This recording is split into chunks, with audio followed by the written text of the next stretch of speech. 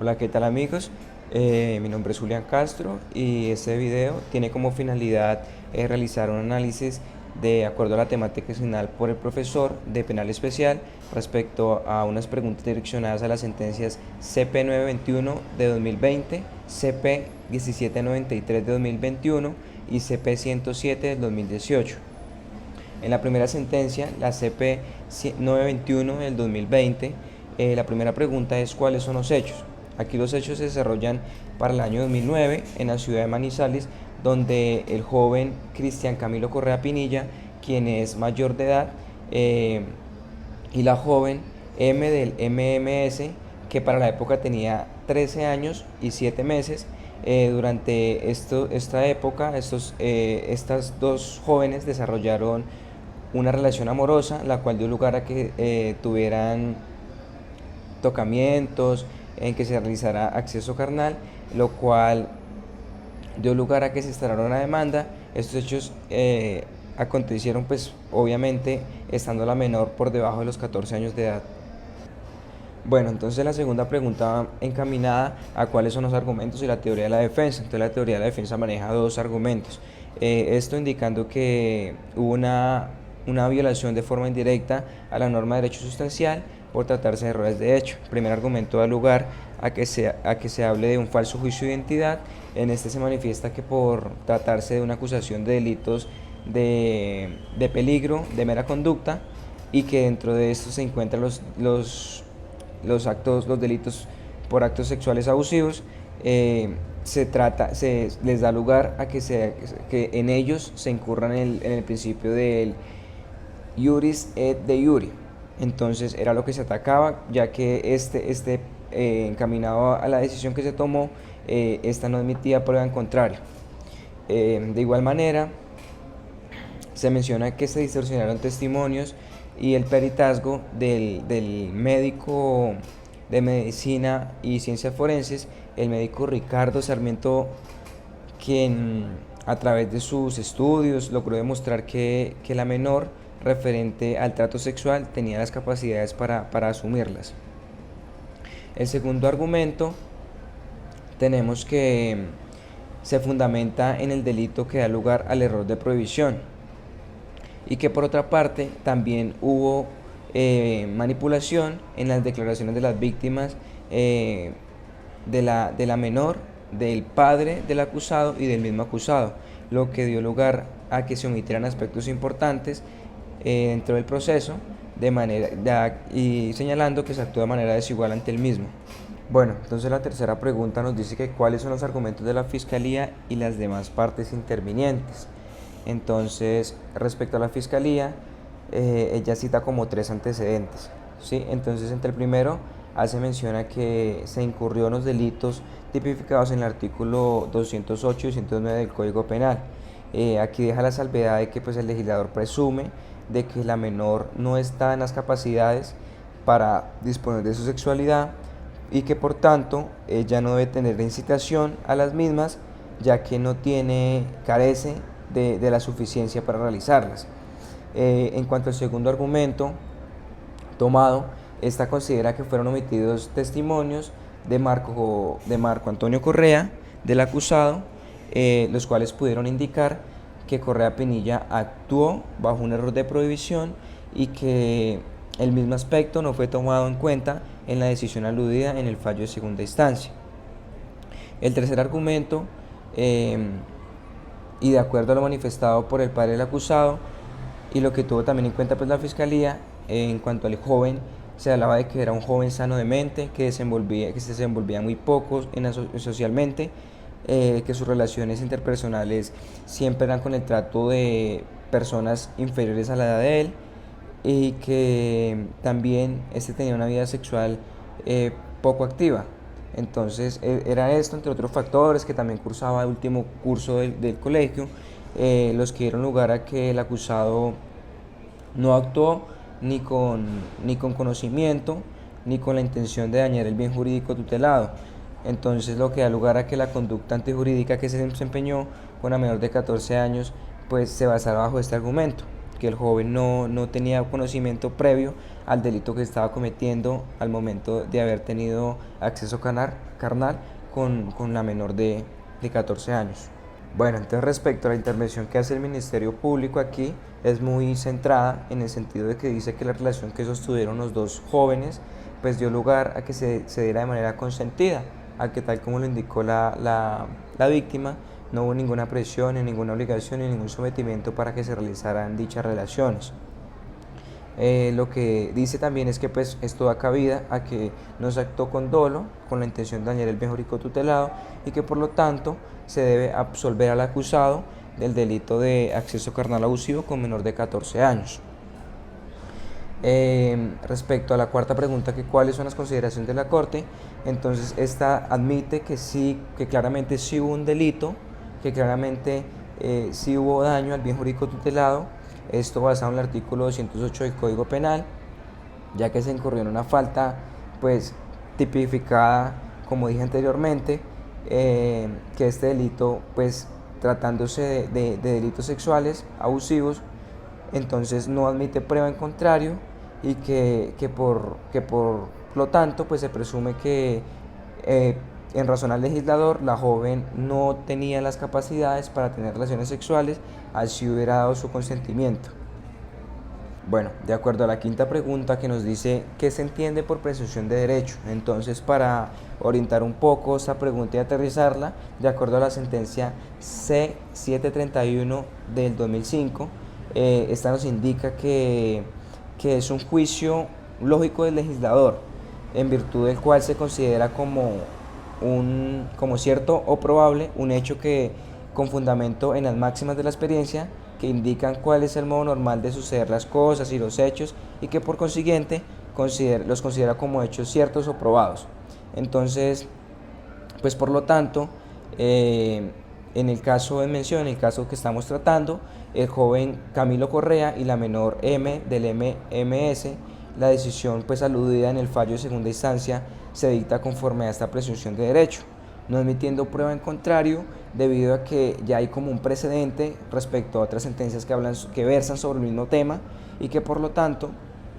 llegan a concluir que así haya consentimiento en dicha relación de un joven ya mayor de edad y una menor de 14 años, pues que no le exime del delito, y que por lo tanto ese acceso carnal con esa menor de 14 años vulnera al bien jurídico tutelado, y que por lo tanto se está incurriendo en un delito tipificado en el Código Penal colombiano. Bueno, respecto a la sexta pregunta, que nos dice qué se entiende por error de prohibición. Entonces aquí hablamos de que se da al momento en que el sujeto, al momento de cometer una conducta que está prohibida por la ley, dentro de su pensamiento, dentro de su conciencia, pues para él no exista que está cometiendo algún delito, o que la conducta que está realizando sea antijurídica. Entonces, es decir, que sea ajeno al conocimiento de la norma, y que por lo tanto pues dentro de su realización no esté incurriendo en un delito. Para él está bien el hecho de hacer esa acción. Entonces, este hecho se alega dentro de los argumentos expuestos por el acusado, pero que el tribunal en el fallo que da pues niega este error de prohibición, ya que al manifestar que Camilo Correa era una persona sana de mente, que era una persona con las capacidades cognitivas para conocer de la realización del acto que desarrolló con la menor de 14 años, pues que lo mismo daba lugar a un delito tipificado en el Código Penal. Entonces no lo exime de ese argumento del error de prohibición. Bueno, respecto al séptimo punto que toca esta sentencia, que nos habla de qué se entiende por acceso carnal abusivo, entonces aquí podemos exponer que este delito pues afecta a la libertad, la integridad y la formación de la víctima, que pues de acuerdo a las consideraciones que hace el legislador, esta persona menor de 14 años pues no tiene las capacidades ni tanto cognitivas ni tanto físicas pues para determinarse o decidir sobre su sexualidad. También hay que aclarar que pues a pesar de que este delito no necesita de que haya violencia, pues se sigue tratando de un delito, ya que se está cometiendo con una menor que no tiene las capacidades y que por lo tanto no lo exime de obligación ante el mismo. Este delito lo encontramos tipificado en el artículo 208 y 209 del Código Penal colombiano. Bueno, respecto a la última pregunta que encontramos en esa sentencia, es la de exponer la posición respecto a las dos aclaraciones de voto que se hacen. Entonces, la primera aclaración de voto la hace el magistrado José Francisco Acuña Vizcaya. Este se refiere a varios puntos tratados en la toma de decisión del tribunal. Entre estas, pues él manifiesta que la defensa no debió utilizar el error de prohibición, ya que de acuerdo a las características en que el joven se desarrollaba, tanto a nivel familiar como personal, como educativo, y pues también la preocupación que tuvo su compañera sentimental en esa relación amorosa, al ella manifestar que tenía la preocupación de que él fuera a la cárcel pues por haberse metido con ella, en haber incurrido en esa conducta de tener relaciones sexuales pues con la misma. Entonces eso dio lugar a que ese error fuera vencible y que por lo tanto fuera llamado a responder por los hechos. También consideró que no era viable el error de tipo, ya que en ningún momento la defensa lo mencionó y pues nunca mencionó que el acusado tuvo conocimiento de los elementos del tipo penal que se estaba analizando. Entonces, pues mencionó eso, además de que también pues la decisión tomada no debió ser dictada con fundamento en un precedente y en no admitir pruebas en contrario, ya que esta pues debió analizarse en el caso concreto, analizar la persona y las circunstancias específicas en que pues se desarrolló la conducta, para asimismo pues lograr llevarse a un juicio acorde al caso particular y dictar una decisión ajustada al mismo. También refuta al Estado pues que no puede participar o no puede prever en todas las esferas de la personalidad de los jóvenes, en especial pues en esta que estamos tratando, del acusado Camilo Correa. De igual manera menciona que esta persona pues tenía poca experiencia sexual, que no tenía conocimiento en la materia y que su relación pues con otras personas era siempre con menores de edad de él, lo que da a entender que pues la persona actuó sin conocimiento a la conducta jurídica. Bueno, respecto a la segunda declaración de voto que la realiza el magistrado Eugenio Fernando Cortés, pues esa hace referencia a que la absolución del delito no debió hacerse por error de prohibición, pues ya que este pues no tenía cómo probarse dentro del proceso, entonces que no daba lugar a que se basaran bajo ese argumento, que se debió hacer bajo el dolo valorado, pues que indicaba que la persona, que el acusado no tenía conocimiento de que la conducta que realizó era una conducta antijurídica, que pues que su conducta daba lugar a que la formación y la convivencia en que él se desenvolvía pues no daba lugar o no se podía exigir una conducta diferente. También indicó que no se debió tener en cuenta la valoración médica que le hizo la madre a la víctima, ya que pues esta estaba en contra de su voluntad y que tratándose de un derecho de intimidad, pues esta no debía tener validez dentro del proceso. Bueno, respecto al segundo análisis que se hace de la sentencia CP 1793 del 2021, entonces la primera pregunta va direccionada a cuáles son los hechos. De forma breve podemos decir que el día 23 de agosto la señora María y la señora Ercilia, hermanas, acuden al consultorio del doctor apiculturita Carlos Ávila. Cuando la señora María ingresa al consultorio para que le realizaran su tratamiento, el doctor procede a hacerle tocamientos a la señora María, mientras pues que con una mano le tapa la boca, con la otra le introduce el miembro viril vía vaginal. La segunda pregunta es cuáles son los argumentos del casacionista. Entonces el casacionista expuso que existió falso raciocinio, ya que las pruebas se analizaron de forma incorrecta. También menciona que los jueces, el ADCUD y el ADCUEN, mencionan que la señora María debió actuar de forma enérgicamente, ¿sí? Se le exigió una conducta diferente a la que tuvo, pero que pues de acuerdo a que las personas según su forma de ser pues pueden tener diferentes reacciones ante situaciones traumáticas. Bueno, la segunda pregunta es cuáles son los argumentos de las partes intervinientes. Entonces aquí pues intervino la Procuraduría, la cual expuso que la señora María Odilia no se le encontraron rastros de violencia tanto físicas ni psicológicas.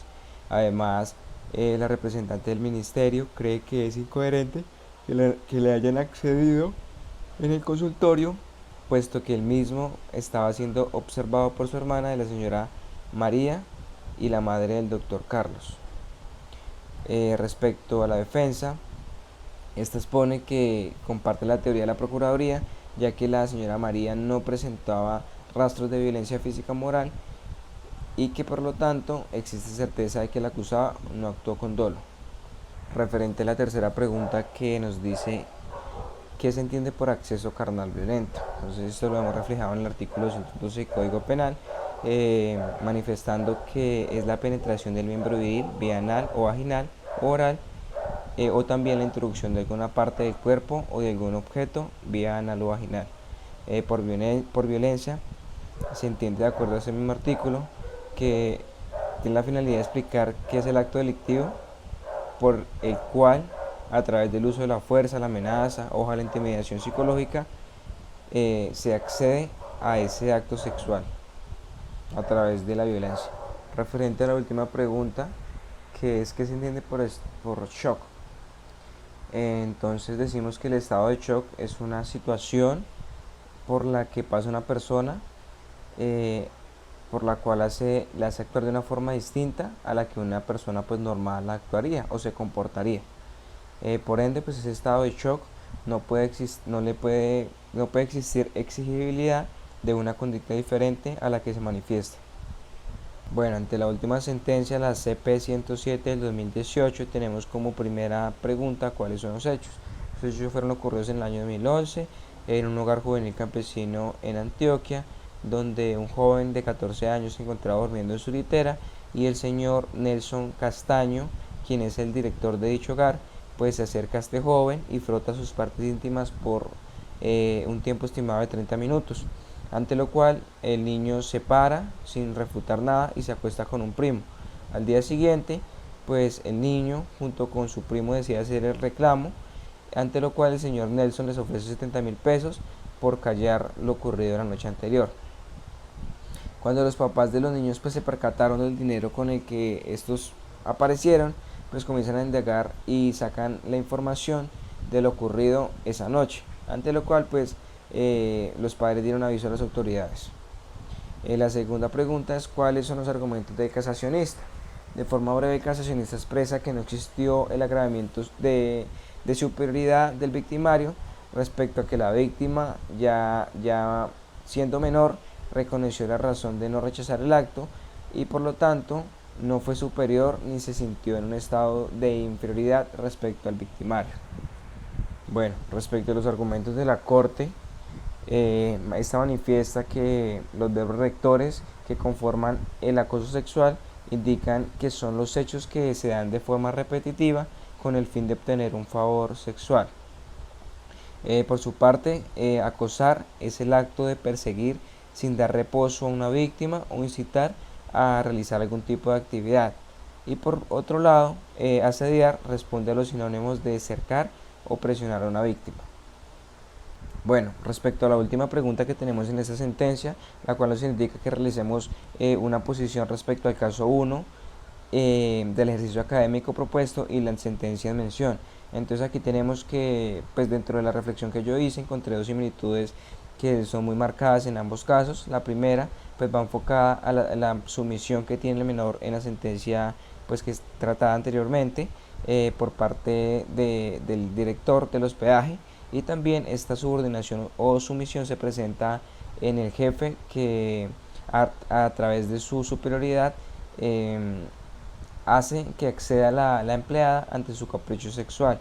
Por lo tanto, en ambos casos estamos tratando de una coacción claramente psicológica que pues se utiliza en ambos cargos de los victimarios ante las víctimas para conceder su capricho. La otra similitud es el hecho en que en ambos casos también existe la aceptación de los hechos, pero que pues la aceptación fue producida por los victimarios a través de su superioridad. También hay una diferencia entre los dos ejercicios analizados, ya que tratamos de dos tipos penales distintos. El primero, en la sentencia, pues se le imputa el cargo de acoso, y el ejercicio 1 se trata de un acceso carnal violento.